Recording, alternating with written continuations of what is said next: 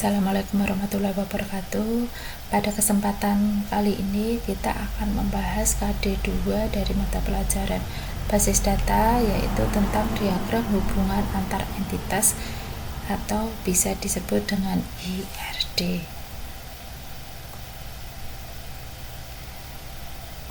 Nah, peta konsepnya nanti yang akan kita pelajari yaitu pengertian IRD, komponen IRD, yang ketiga adalah tahapan pembuatan IRD, yang keempat studi kasus, dan yang kelima adalah transformasi diagram IRD. Nah, yang pertama yaitu pengertian dari IRD. IRD itu apa toh? IRD itu singkatan dari Entity Relationship Diagram. Entity itu entitas, relationship itu relasi, diagram itu ya diagram. Nah, entity relationship diagram yaitu diagram hubungan entitas. Itu IRD bisa juga disebut dengan IR diagram.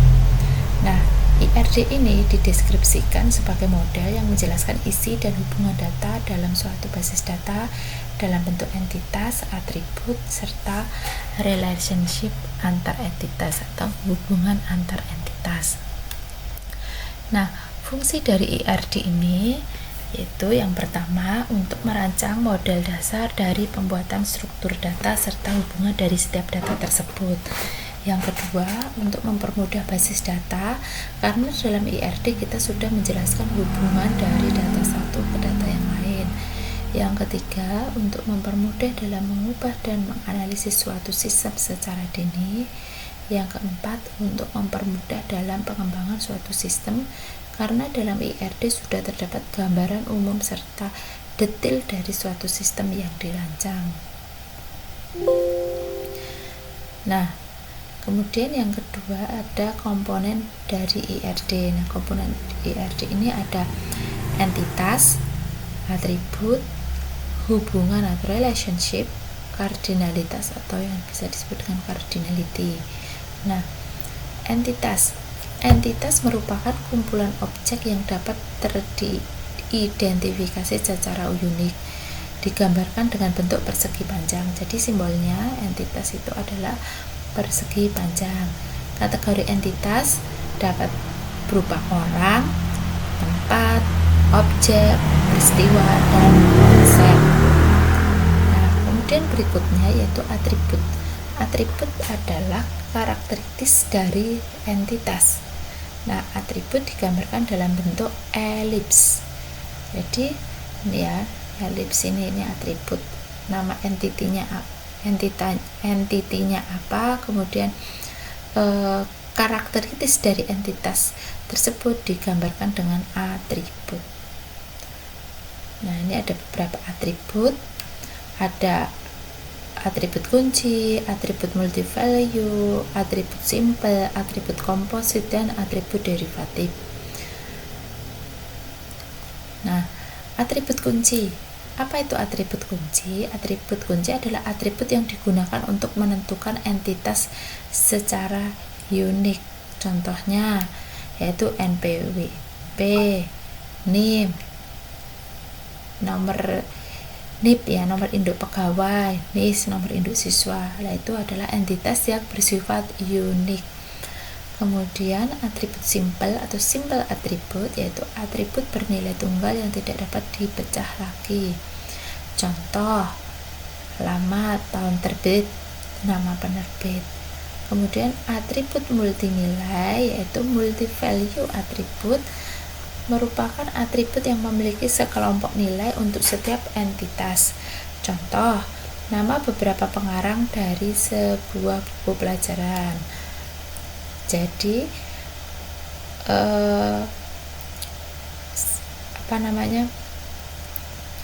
atribut ini mempunyai beberapa nilai. Jadi buku, kemudian atributnya pengarangnya itu lebih dari satu gitu. Kemudian atribut hobi bisa lebih dari satu, itu juga disebut dengan atribut multi nilai atau multi value atribut. Kemudian atribut gabungan, composite atribut, adalah atribut yang terdiri dari beberapa atribut yang lebih kecil dengan arti tertentu. Contoh, nama lengkap yang bisa terbagi menjadi nama depan, tengah, dan belakang. Kemudian atribut derivatif adalah atribut yang dihasilkan dari atribut lain dan tidak wajib ditulis dalam diagram UR. Contoh, usia, kelas, selisih harga.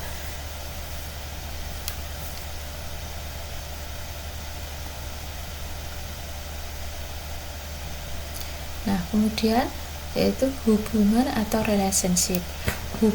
Relationship ini merupakan hubungan yang terdapat di antara satu atau lebih entitas. Relasi digambarkan dengan belah ketupat. Contoh, entitas siswa dan pelajaran. Dia mempunyai relasinya adalah mempelajari. Contoh, kepala sekolah dengan sekolah. Kepala sekolah relasinya apa? Mengepalai sekolah, begitu. Kemudian cardinality atau kardinalitas merupakan jumlah minimum dan maksimum kemunculan satu entitas yang mungkin dikembangkan dengan kemunculan tunggal dari entitas lain. Ada sejumlah kemungkinan banyaknya hubungan antara entitas, yaitu one to one, yaitu setiap entitas hanya bisa mempunyai relasi dengan satu entitas lain. Contoh, siswa dengan nomor induk siswa. Setiap satu siswa mempunyai satu nomor induk siswa. Kemudian yang kedua adalah one to many, hubungan antar satu entitas dengan beberapa entitas dan sebaliknya. Contoh, guru dengan murid. Satu guru mengajar beberapa murid. Nah, itu hubungannya adalah one to many. Many to many, setiap entitas bisa mempunyai relasi dengan entitas lain. Contoh, siswa dan ekstrakurikuler. Banyak siswa mengambil banyak ekstrakurikuler.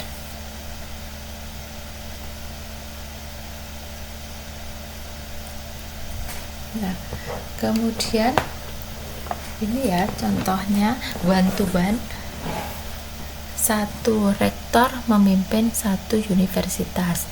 Satu kepala sekolah memimpin sekolah. Kemudian hubungan one to many, dosen mengajar mata kuliah. Satu dosen mengajar banyak mata kuliah. Guru mengajar mata pelajaran. Satu guru mengajar banyak mata pelajaran. Kemudian hubungan many to many, mahasiswa mempelajari mata kuliah. Banyak mahasiswa mempelajari banyak mata kuliah. Nah, tahapan pembuatan IRD ini yang pertama adalah menentukan entitas, menentukan relasi, gambar IRD sementara, tentukan kardinalitas, tentukan kunci utama, gambar IRD berdasarkan kunci, tentukan atribut, pemetaan atribut, gambar IRD dengan atribut, kemudian periksa hasil.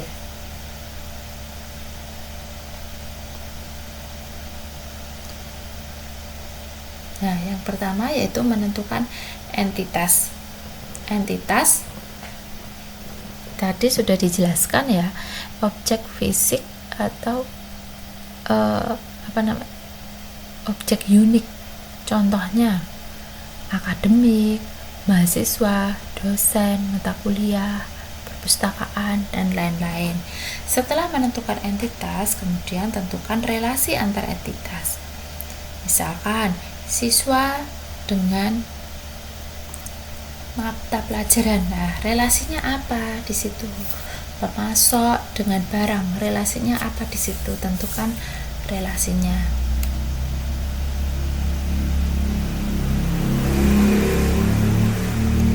Nah, kemudian gambar IRD sementara. Misalkan tadi siswa mengambil mapel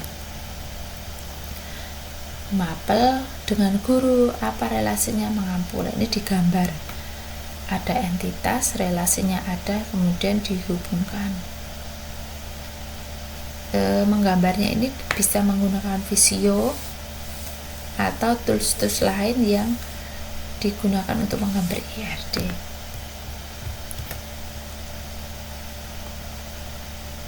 Nah, kemudian tentukan kardinalitas. Apakah kardinalitasnya one to one, one to many, many to one, dan many to many? Misalkan siswa mengambil mapel, apa relasinya di sini? Kita tentukan apakah satu one to many to one, many to many. Kemudian mapel mengampu guru. Nah, ini apa relasinya? One to many to one, atau many to many. Kita tentukan. Setelah mendapatkan relasi, kita tentukan kunci utama, identifikasi kunci utama dari setiap entitas. Nah, siswa, kunci utamanya apa? Mapel, kunci utamanya apa? Guru, kunci utamanya apa? Nah, setelah mendapatkan mengidentifikasi kunci primary key tersebut, kita gambar IRD berdasarkan kunci. Nah, tadi gambar IRD-nya kan seperti ini ya. Kemudian siswa, primary key-nya apa? NISN. Kita gambar atributnya. Mapel, kunci utamanya apa? Kode mapel. Guru, kunci utamanya apa? Oh, ini gambar sementara. Kemudian setelah itu kita tentukan atributnya. Oh, kalau siswa itu selain NISN, dia mempunyai apa? Nama siswa, alamat siswa. Nah, kemudian mapel. Kalau mapel itu mempunyai apa? Oh, mempunyai kode mapel. Primary key-nya kode mapel. Selain itu apa? Oh, nama mapel, semester, seperti itu. Kemudian yang ke-8 adalah pemetaan atribut. Identifikasi jenis atribut tersebut, apakah termasuk atribut sederhana, atribut komposit, atribut multi-value, atribut derivatif. Nah, kemudian periksa hasil ya, evaluasi hasil pembuatan IR diagram tersebut. Itu adalah tadi merupakan langkah-langkah pembuatan diagram IRD. Nah, sekarang studi kasus 1, yaitu misalkan ada kasus seperti ini. Pada saat mendaftar menjadi anggota Perpus, dicatatlah nama, nomor siswa, dan alamat siswa. Setelah itu, mereka bisa meminjam buku di perpustakaan. Buku-buku yang dimiliki perpustakaan berjumlah sangat banyak. Setiap buku memiliki data nomor buku, judul, pengarang, penerbit, dan tahun terbit. Satu buku bisa ditulis oleh beberapa pengarang. Tentukan entitas, atribut, dan relasi dari deskripsi di atas dengan menggambar IRD-nya. Nah, yang pertama adalah menentukan entitas. Entitas apa aja kira-kira yang ada di kasus tersebut. Nah, kita tentukan, oh ternyata entitasnya adalah siswa, kemudian KAP, kemudian buku. Nah, setelah kita tentukan entitas, kita identifikasi nih atributnya apa aja. Nah, atributnya siswa, itu atributnya ada NISN, nama, alamat siswa. Kemudian KAP, atributnya apa? NISN, nama, alamat siswa, Kemudian buku, ini ada nomor buku, judul, pengarang, penerbit, dan tahun terbit. Nah, setelah atributnya ketemu, kita tentukan atribut apa aja yang jadi primary key. Kalau siswa, NISN, KAP, NISN, primary key-nya buku, nomor buku. Kemudian kita tentukan kardinalitasnya. Siswa dengan KAP hubungannya apa? One to one. KAP dengan buku hubungannya apa? One to many. Buku dengan buku hubungannya apa? One to many. Nah, kemudian jadilah seperti ini. Nah, Ini ya, entitasnya ada siswa, ada KAP, ada buku. Kemudian siswa, atributnya NIS, nama siswa, alamat siswa. Siswa dengan KAP hubungannya apa? Mendaftar. Kardinalitasnya 1 to 1. KAP atributnya ada NISN, nama siswa, alamat siswa. Kemudian KAP dengan buku hubungannya apa? Meminjam, yaitu 1 to many. Buku ini atributnya apa? Ada ISBN, judul buku, pengarang, penerbit, tahun terbit. Nah, pengarang ini dia atributnya adalah multi value. Nah, satu buku bisa ditulis oleh banyak pengarang, itu hubungannya adalah 1 to many, seperti itu. Kemudian kita lanjut ke studi kasus 2, yaitu misalkan ada toko X adalah sebuah toko di mana gudang untuk menyimpan barang-barangnya lebih dari satu. Barang-barang yang ada di dalam gudang tersebut dikirim oleh beberapa supplier. Tentukan entitas, atribut, dan relasi dari deskripsi di atas dengan menggambar IRD-nya. Nah, sama seperti tadi ya, kita tentukan dulu entitasnya. Apa itu entitasnya? Oh, ada toko, gudang, barang. Kemudian atributnya apa aja? Toko, atributnya NPWP, nama toko, alamat. Kemudian gudang, atributnya ada nomor gudang, kapasitas. Kemudian barang, atributnya ada kode barang, nama barang, dan jumlah. Nah, kardinalitas toko ke gudang itu 1 to many. Gudang ke barang, kardinalitasnya many to many. Supplier dengan barang, kardinalitasnya many to many. Kemudian tadi ya, ini ada entitas toko, gudang, barang, kita tentukan atribut kuncinya. Atribut kuncinya kalau toko NPWP, gudang nomor gudang, kalau barang kode barang, itu atribut kunci. Kemudian setelah ketemu kita gambar di sini. Nah, ini gambar IRD-nya jadinya seperti ini. Ada entitas toko, gudang, barang, dan supplier. Nah, toko atributnya apa? NPWP, nama toko, alamat toko. Atribut kuncinya NPWP. Gudang atributnya apa aja? Nomor gudang, kapasitas. Atribut kuncinya nomor gudang. Toko sama gudang hubungannya apa? Memiliki. Kardinalitasnya 1 to many. Gudang dengan barang relasinya apa? Meminjam. Hubungannya apa? Many to many. Barang mempunyai atribut pada kode barang, nama barang, jumlah. Yang menjadi atribut kunci adalah kode barang. Kemudian barang dengan supplier. Hubungannya adalah mengirim. Nah, kardinalitasnya many to many. Supplier ini atributnya adalah ada ID supplier, kemudian ada nama supplier. Yang menjadi atribut kunci adalah ID supplier.